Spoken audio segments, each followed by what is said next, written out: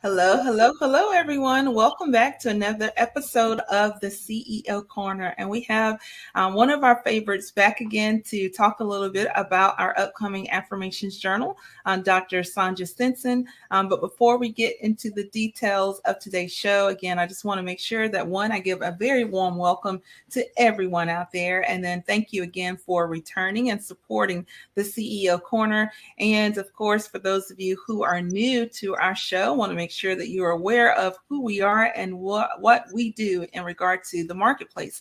My name is Tiffany Bell, and I have the honor and the privilege not only of being the founder and creator of the CEO Corner, but I also have the privilege of being able to bring on individuals, female CEOs from all over the world that are really doing some really great things to make a difference, in their local communities, but also are making a difference and making it really this kind of stepping out, and making a difference around the world. And so a good little number, about 27, I think, authors have joined me with another affirmations journal. This next one is called Affirmations of a CEO on the Move. Again, Affirmations of a CEO on the Move. And I'm very excited again to have these fellow CEOs come on, not just to share here on the show, but their goal really is to empower women who are either one inspiring CEOs or CEOs that are already doing the thing. However, we all need some encouragement. And so glad to have these ladies join me, and very glad again to have you here so that you can hear a little bit about their stories, hopefully pick up a nugget or two of wisdom that you can use and put in your tool belt as well. And then together we can make a difference. And so my guest today is Dr. Sanja Stinson. Let's take a moment out. Let me make sure that I get her introduced, and then we'll begin our conversation. So Dr. Sanja Stinson is a business coach, author, and speaker. She's a 4-time author, ordained minister, serial entrepreneur, founding CEO of Matthew House. She's innovative. She's an innovative leader who knows no bounds, and she serves as the founding pastor and apostolic leader for churches and para ministries. Again, I have had the honor and the privilege of having her on our show before, but it's always really good to hear from her. And of course, today, she's going to do just like what she did last time. She's going to share some solid wisdom with you all that are, possibly in the nonprofit field or just entrepreneurs in general. If you need to pick up some nuggets, some wisdom, Dr. Sanja Stinson, she is full of wisdom. So again, welcome to the stage today with me, Dr. Sanja. Hi there, Tiffany. I'm glad to be back today. So, how are you doing? I am hanging in there, hanging in there. It's been one of those weeks, getting over, and I know we're just coming out of a week, but going into another week. But I'm just telling you, just being able to take a deep breath in and sit down and kind of relax. I'm looking forward to that. How about yourself? I am doing well. Like you said, it's been one of those weeks. We just came out on Mother's Day, and I have some new projects that I'm vetting. So it's always busy, but always taking time for you and coming on as a CEO. I just love what you're doing. So it's just a lot of work, but it's good to be busy. It's good to be busy. Yes, ma'am. Yes, ma'am. Yes, ma'am. Yes, ma'am. I think that busyness seems to be the thing for most people. A lot of people, when I speak and say, "How are you doing?" Honestly, the first thing that I hear out of most people's mouths is that they're busy. And I don't know if that's just something that we get a little more entangled in as we grow older, or if it's just a sign of the times.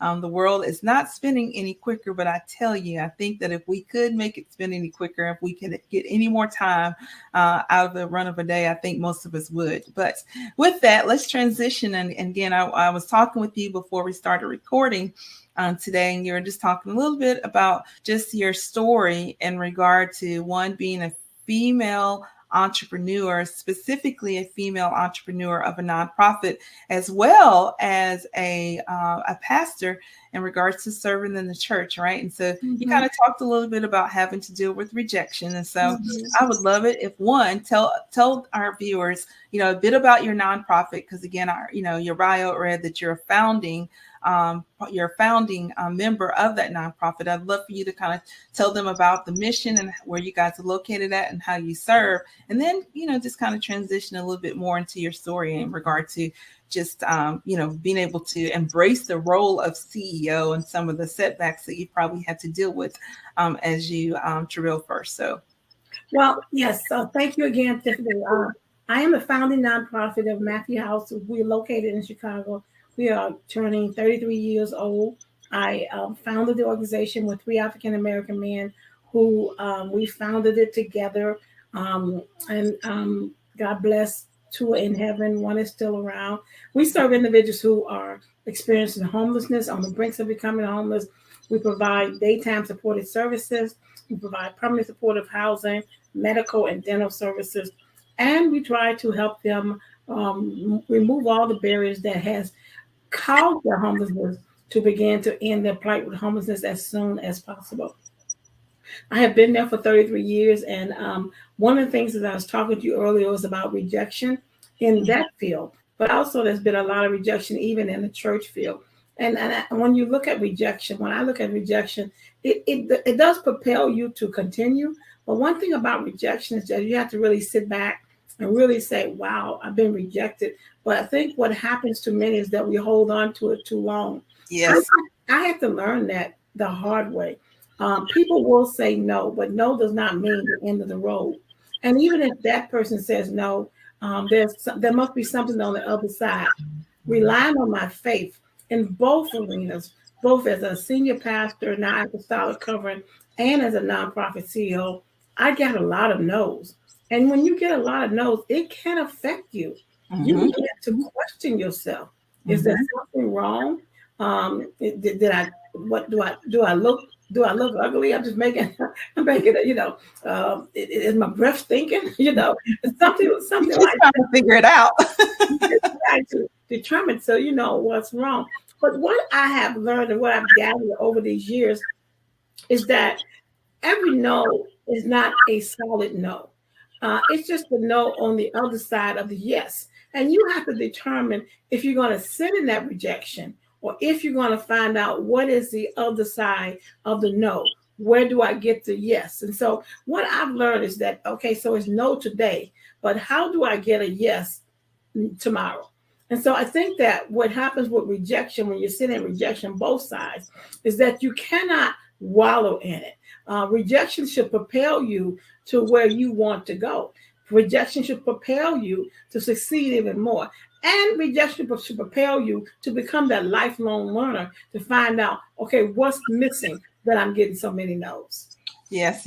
I was having a conversation actually one day last week. I can't remember exactly who I was speaking with, but we were talking a little bit about yeses and your no's, and very much like what you said. When you say yes to something, you're saying yes to the door that's directly in front of you, but you really don't understand what's behind that doorway, how big your yes really will end up being. Same thing with a no. When you get a no, that no, oftentimes, in my opinion, I found that, God's grace is covering me when I get a no. And if I can't find my way around the no or over the no, that's probably a sign that it's just that I need to go a different direction. And sometimes, sometimes no, it's really about, a bad timing. It's like, it's not necessarily no, never. It's more so sometimes it's just not now. And so again, just kind of waiting for, the right moment for the door to open up, and you can just feel the grace. Like, it's not. I think that's wonderful, because one of the things that, because I don't do grant writing a lot, not because of course I have a full staff, but I do have to vet those grants. I have to look at them, see if it fits the mission of the nonprofit. And so a lot of times that when in the young years, when I was younger, I would sit on those no's, but I began to learn how to get around that rejection. And I began to really network with some of the people that were giving me no's. I began to ask questions. In fact, what I would tell everyone is that one of my coaches did tell me in the early years, when you get a no, send them a thank you letter.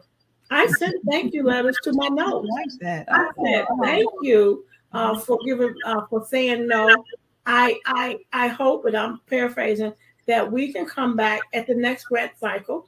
And I hope that we can be considered for the next grant cycle in my nonprofit. So in the early years, and we still do it today, we thank them for our no's. Thank you for considering our grant. Thank you for responding. Because one thing I've learned is that sometimes you will write, and this is a nonprofit, sometimes you write a grant and you don't hear, but you're delighted when you get a no. At least you know that they took time, the grant maker or the grant giver took time to read it. So when you get that letter saying no, as a CEO of a nonprofit and as a pastor of a church who have also write grants for the church, sometimes it's thanks to no. I think that my coach and nonprofit coach says sometimes they will, when you acknowledge no, at least they acknowledge that you did get the letter. I don't know if that makes sense. Yeah, no, it does. Again, at the end of the day, and this is not just nonprofit wise, but just whether you're for profit, whether you're in the church, outside the church, no matter what, at any point that you are looking for an opportunity to network, looking for an opportunity to collaborate, if it does not work in that moment, it does not work in that moment. But, just the general acknowledgement, because it still took time out, one, for that individual, very much like what you said, to even review your application. And so, the more you create opportunities for them to recognize your brand, to recognize your mission, to recognize your name, just in the follow-up. Again, sometimes the no is a no, but you just never know what may happen down the line. And so your thank you is just another opportunity for them to see your brand, Matthew House, one more time across come across their desk. And of course, you never know, again, what may come across their desk, and that they might actually be the one to reach out to you and say, hey, you know what, we had this come across.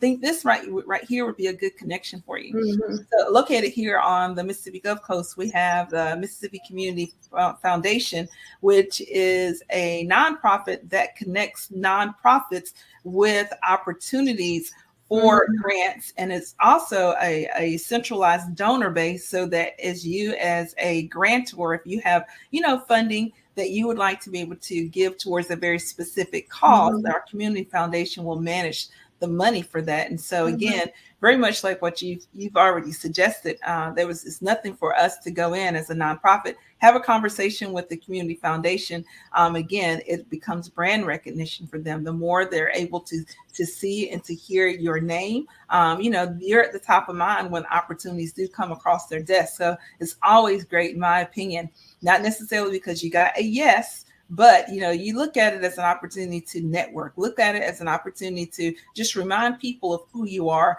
the service that you give to the community, so that, again, when an opportunity pops up, they may indeed be the one to come back and circle to you. So I think it's always great to have, that type of follow up and have that type of rapport, especially as it pertains to money and funding, Yes.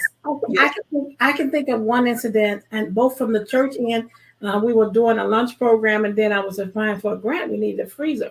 Well, they were both coming from two different sources. Okay. But I went to the networking event, stood up and said who I was, and the person that was the commissioner at that time said, "Oh, we don't know who you are. That's a nice name. I like that name." And I went up and made sure that I had the opportunity to shake her hand. And they weren't giving out any new grants.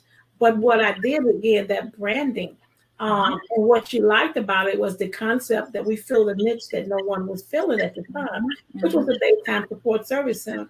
Well, almost 6 months later, I got a call. She says, "Listen, we'd like to help you, but we don't have any money until our grants are 2 years. But what equipment do you need?" Well, we needed equipment for our church lunch program, and we needed a freezer, a large freezer. So they gave us a large grant to buy the freezer. But that was from a networking event where I had gotten several no's from that grant maker. And then 2-3 years later, now we've been at the organization, we've been funded for the last 22, 23, 28 years. But had I not followed up, went to the networking event. See, networking to me, that's what I think sometimes we're talking about rejection. We might not want to go to networking because we don't know anybody there. I love those type of networking when I don't know anyone there. Gotcha. So that I can get connections. Yes. So I can get to know people. And that was an event that I knew no one there. I was invited. One person did invite me, but they wasn't there because they were already getting funded, so they needed not to be there. But just going, having the opportunity to stand up and introduce myself, open that door, even though we had already gotten no, no, no from them, I made a decision. I'm going to this networking event that they have every month, and I'm going to sit there and I'm going to get the opportunity to introduce myself. It ended up working for both of the nonprofits, the ministry, the church, and the nonprofit. We ended up getting a free so that we could feed a free lunch program for our children in the community in the neighborhood. So when you talk about rejection, rejection is, failure is on the other side of your success. You think about Steve Jobs and Oprah Winfrey and all of those individuals who were rejected, okay, who got a lot of no's. But because they understood that vision and because they understood what they needed and what they had to, how they wanted to succeed, no turned into a yes because it did not deter who they was. So all of those, they received a lot of rejection. One of the pieces that I write is giving yourself permission to sow. So if you don't give yourself permission to sow, you cannot grow, which means that you cannot sit and wallow in rejection when someone tells you no. You're going to get a lot of no's in this on either side, on the profit side and on the nonprofit, because I have both of them. You just have to figure out a way to maneuver through the no and determine how do I get through this? Well, how do I get to yes? Yes. Love that. So I love the in general, our topic around rejection. The thing that I love about this topic, again, whether we're talking for-profit, nonprofit, we are really talking about opportunities in regard to funding, opportunities as far as collaboration. But in general, there are a lot of women out there, just as female leaders that deal with rejection, right? And so, we are oftentimes underrepresented in various fields. We're oftentimes underpaid. And then there are plenty of times also, women with women where we are very competitive, and not necessarily doing our best to help each other's lights to shine, or being secure in who we are and letting our light shine regardless of what others around us are doing. I would love to kind of hear you kind of talk just a little bit around that and share some of your experiences. Oh, you said a great mouthful. Let me start with us being very secure with who we are. I didn't get here overnight. I was not secure as to who I am. But in this season and for biblical, in this dispensation, I am very secure in who I am. And I mean, you have to understand that. And I tell this to my group, there is enough out here for everyone. There's 7 billion plus people on the planet. Everybody's not going to hear your voice. And so we don't have to be in competition, although we are with each other. Women, I mean, that's, as we were coming on, listen, I've been a CEO or executive director for many, many years, of a century or so. But when I look at the salaries compared to my salary that I had to really get to what our counterparts get, it's alarming. So women, we have to work together and we cannot be afraid to collaborate with each other. You may be doing something in your city and I'm over here in the Midwest. That does not mean that we in collaboration with each other. Everybody has a choice and they know what voices they can connect to. So I think we have to be very careful both. I mean, and then the church is rapid. Okay. It's rapid in the church. And it's sad because we're just getting to a point where they accept ordained women in various positions and various, various denominations. And we're still sometimes being so much competitive. Competitive is not bad, but it's bad when you are when you're comparing yourself or being competitive with your sister who you should be uplifting. Yes. I hear it so many times this year. What's it?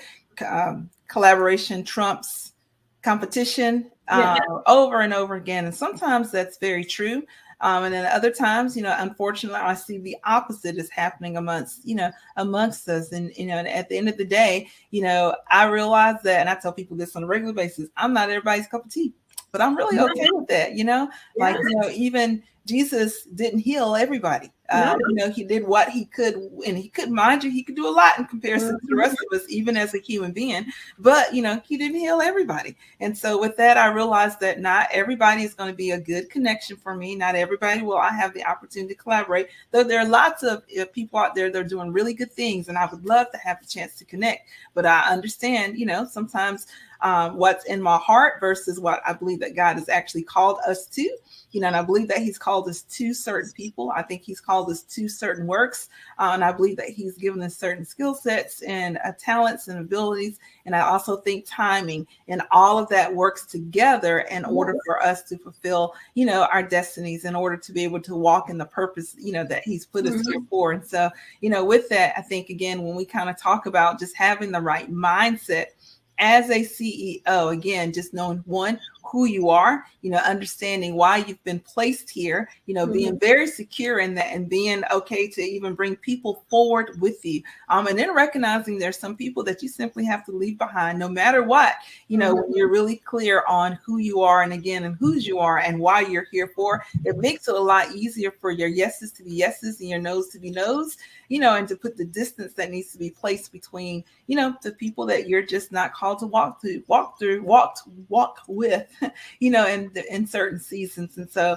with that, I would like to kind of transition into just start talk a little bit around the CEO affirmation book. And so, you're one of 27 authors that have come together to make this affirmation a success, right? And so, and even your affirmation talks a bit around success, but I love that it really does tie into rejection. Like, got to have the right mindset in order to be successful. And so I want to give you about 5 minutes or so. I want you to speak directly to that female CEO or that aspiring female CEO that's out there that needs some motivation, that is looking to take her next steps, but she's cloudy. She's dealing with anxiety, she's dealing with doubt, she's dealing with fear. I would love for you to just take a moment to uplift and to encourage her, and just kind of help her, take on a different perspective.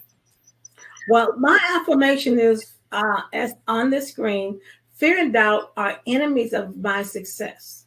They will not zap, and the zap is a key word. Zap my energy or derail my success.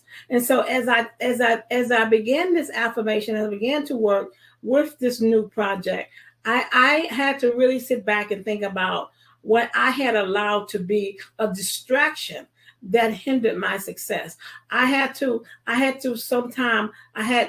get rid of the distractions that were not a part of my success. And sometimes that can be very difficult, because sometimes that can be some of your close friends, some of your family, some individuals that have been with you a long time. But you, as you go towards success, and as you know that you want to be successful, you have to recognize that there's some things that you will have to no longer allow yourself to be distracted. In the church, we say the enemy in me. But sometimes the enemy is not a person, but the enemy is in you. You're sitting in rejection. You're sitting in fear. And you have allowed that to stop you from moving forward, from moving out. Our affirmation sees on the move. You have allowed yourself to be stagnated and to be stuck in one place, because you're seeking the opinions of others. The only opinion that we need is the opinion that's important to our creator, and the opinion that's important to us. And so when I say zap, fear and rejection has a way of zapping your success. It has a way of making you tired. It has a way of changing your mindset. And so if I had to encourage any CEOs out there, anyone who inspiring to be a CEO, whether it's in the church or in the nonprofit, whether it's in a women's ministry, listen, don't let fear, don't let fear of others and what others think and what others believe. Be prepared. And I had to get there a long time, that everybody will not understand, and everybody cannot go with you. And so when you and you have to be prepared for that, because if they cannot go with you, then they're zapping your energy. You can no longer afford to be around individuals that will not celebrate where you're going. As a CEO, you want to be around individuals that will celebrate you, that will celebrate your new mindset, that will celebrate your aspirations of becoming a successful CEO, of becoming a successful pastor. Be around, because if individuals that are not celebrating you, they are sabotaging where you're going. So I encourage you today, all those inspiring CEOs, all of those who may be CEOs and just needed a word of encouragement. Do not allow the enemy to derail or sap your success, because you can do it. You are important. Have a great day. I love that you said that you can do it. You are important. And again, that's all about having the right perspective about who you are. And that really comes from that's how you see yourself. It's not so much about allowing others to see you as successful, or allowing whatever label, whether it's family, friends, coworkers, individuals that you may share your day with, within the labor force, no matter where you're at. It's all, honestly, you have to get your confidence from within yourself, because if we allow ourselves to be defined by other people's opinions, some of us wouldn't be able to get out of bed in the morning, like, let alone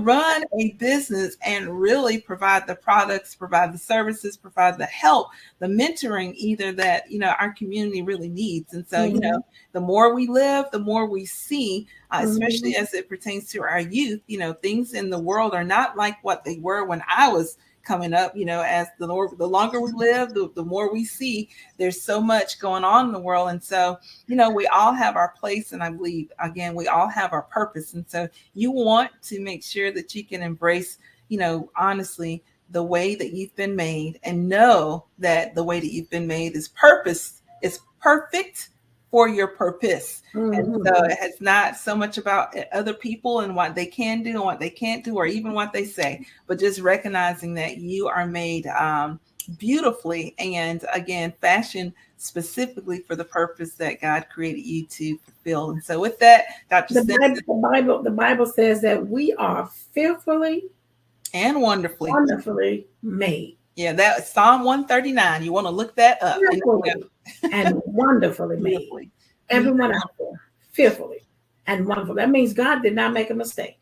Your creator made you exactly the way. Now, get up and begin to take ownership of your success. Yes. All righty. So, Dr. Stinson, for anyone who's watching, whether they want to get in contact with you as far as mentoring in the nonprofit sector, coaching in the nonprofit or for-profit industry, how would they get in touch with you? Well, I'm on all the social media outlets. Just look at me for Dr. Sanja Stinson, or you can go to my website at www. Dr. DRSANJA, just abbreviation, DRSANJA.com. I have some classes on nonprofit grant writing, some things that are coming up, some new projects. You do want to go to my website, but you can also reach me at my toll-free number at 866-200-9850. I always answer that phone. Oh, no, you're going to have to slow that down. I want you to repeat it. I'm sorry. You can always reach me at my toll. Yeah, I can sometimes talk so bit. My toll-free number is 1-866-200-9850. Again, that's 1-866-200-9850. I always have the phone on my hip, and I would love to connect with you. Okay, very good, very good. All right, so we have just a couple more seconds left. I want to talk about two things, and one is how you can get a copy of the Affirmation Journal. We will start our pre-sales this week for this, and so want to make sure you stay tuned in to social media so you can get your copy. And of course, you can follow up with Dr. Stinson directly so that you can get a copy of your pre-sale journal directly from her. And then also, Dr. Sanja, I believe you have a journal, not a journal. you have another book coming out pretty soon. I have, For author. we're calling for authors right now for Disrupting the Status Quo Volume 2. And this one is focused on leaders, resilient women leaders crushing mediocrity. This book is going to be about leaders. And Tiffany, I know you have a busy schedule, but I hope you look at it. So you can look, we'll call for authors. Our next session is this week, but you can go to my website and learn all the information at www.drsanja.com. That's DRSANJ or at SANJ, or you can go to my other website at disruptingthestatusquo.com, and you can learn all about it. I hope to see many of you in this new book project. We were best-selling authors with 5 badges in volume 1, so I'm very excited about volume 2. All righty, very good. All right, glad to have you again today on the show. Again, you guys have heard that she's on social media. You can go to drsanja.com to follow up with her again, whether it's to get some type of coaching for your nonprofit or for profit. Even if you want some more information about her nonprofit, if you're located within the Chicago area, feel free to follow up with her. Again, so happy to have you on the show today. Definitely love to hear the inspiration and the empowerment that you do for women. So I am going to bring today's show to an end. Again, so glad to have you here. You guys would like to make sure that you guys stay connected with the CEO Corner. Currently, we are broadcasting on Sunday evenings, 7 p.m. Central Standard Time. We are on YouTube, Facebook, and LinkedIn. All righty, you guys take care, and we'll see you next time.